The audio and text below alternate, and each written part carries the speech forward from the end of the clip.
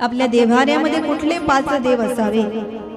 पहिली श्री गणेश देवता, दुसरे या ठिकाणी सांगितले भगवान भोले बाबा लिंग स्वरूपामध्ये आपल्या घरी असावे, कारण शास्त्राने त्या गृहस्थाश्रमाला धन्यता दिली।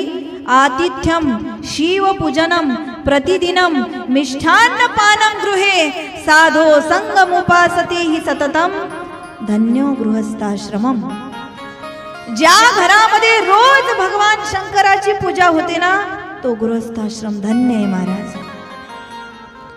ज्या घरामध्ये शिवशंकर भोलेनाथाची रोज पूजा होते, तो गृहस्थाश्रम धन्य आहे। म्हणून दुसरे भगवान शिवशंकर भोलेनाथ लिंग स्वरूपामध्ये आपल्या घरी असावे।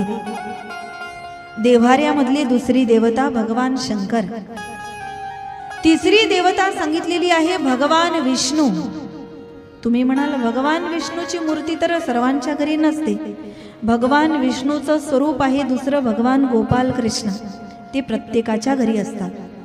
आणि देव्हाऱ्यामधली तिसरी देवता आहे भगवान श्रीकृष्ण परमात्मा। देव्हाऱ्यामध्ये चौथी देवता असावी सूर्यनारायण।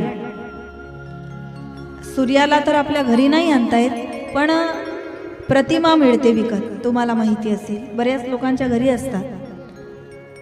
चौथी देवता आहे सूर्यनारायण आणि 5वी देवता आहे आदिशक्ती जगदंबा भवानी माता गिरिजा पार्वती।